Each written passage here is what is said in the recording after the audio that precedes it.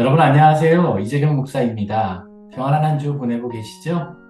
다시 보는 성지순례 이야기로 지난 시간에는 갑바도기아의 데린쿠유 지하도시에 대해서 살펴봤는데요.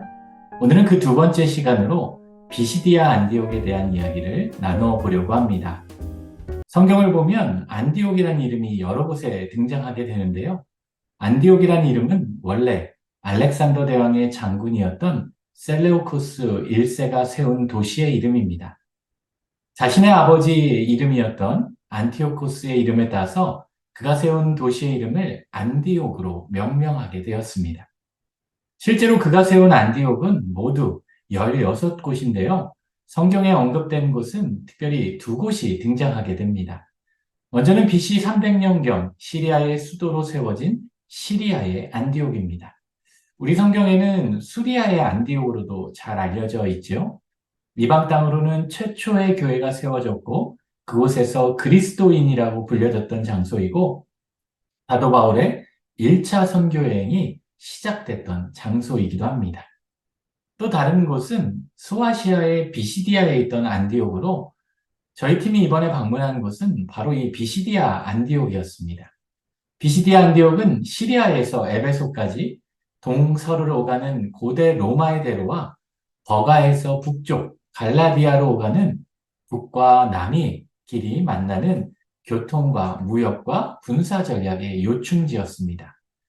사도행전 13장 말씀을 보면 사도 바울은 1차 선교여행 때 버가에서 비시디아 안디옥에 이르러 안식일 회당에 들어가 복음을 전파하게 되는데요.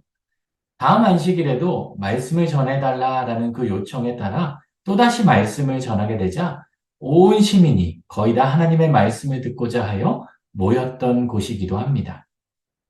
그러나 이를 시기했던 유대인들이 반박하고 비방하자 그는 이제 이방인들에게 향하겠다라고 선포하고 이방인들이 이를 듣고 기뻐하여 하나님을 찬송하고 믿게 되었으며 주의 말씀이 그 지방에 두루 퍼지게 되었습니다.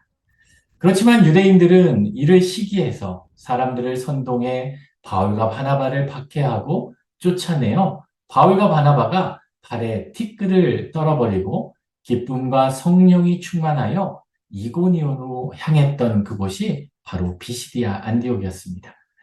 바울은 이후에도 2차와 3차 선교여행 때 이곳을 다시 방문하기도 했는데요. 이렇게 과거에 화려했던 비시디아 안디옥의 모습과는 다르게 현재 비시디아 안디옥의 모습은 얄바츠라는 작은 마을의 모습으로 남아 있었습니다. 마을 외곽에 가면 과거 비시디아 안디옥의 모습을 볼 수 있는 유적지가 있는데요. 이곳에는 비잔틴 시대 비시디아 안디옥의 도시의 모습을 찾아볼 수 있었습니다. 비아 세바스티아라고 하는 당시의 로마 대로의 모습을 볼 수 있었고 도시 건물의 흔적을 바라보며 그곳을 걸으며 옛 비시디아 안디옥의 모습을 떠올려 볼 수 있었습니다.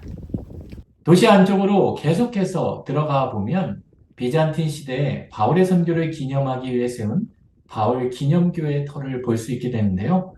많은 이들이 이곳에서 예배를 드리며 바울로부터 전해들은 복음을 되새기는 장소였을 것입니다. 또한 바울 기념교회 옆에는 사도 바울이 복음을 전했던 유대인의 회당의 모습이 복원되어 있었는데요. 바로 사도행전 13장의 그 말씀의 현장이 되는 장소이기도 합니다. 유대인 회당에 들어가서 많은 유대인들 앞에서 바울이 처음으로 설교를 했던 장소이기도 하지요. 저희 팀도 이곳에 모여서 함께 기도하며 사도 바울의 숨결을 느껴보는 시간을 가질 수 있었습니다. 복음을 증거하며 유대인들의 시기와 박해에도 그곳에서 쫓겨나게 되었지만 복음 안에 충만했던 바울이었기에 새로운 곳으로 가면서도 기쁨과 성령이 충만했던 바울의 모습을 떠올려 보며 우리의 모든 삶이 예수님으로 인해 복음으로 인해 우리들도 기뻐하며 성령 충만한 삶이 되기를 간절히 바라는 시간을 가져볼 수 있게 되었습니다. 오늘은 이렇게 비시디아 안디옥에 대한 이야기를 나누어 보았는데요. 다음 시간에도 또 새로운 곳을 또 여러분들에게 소개해 드리도록 하겠습니다. 한 주간도 믿음 안에서 복음으로 인해 기뻐하며 성령 충만한 한 주가 되시기를 우리 주님의 이름으로 축원합니다.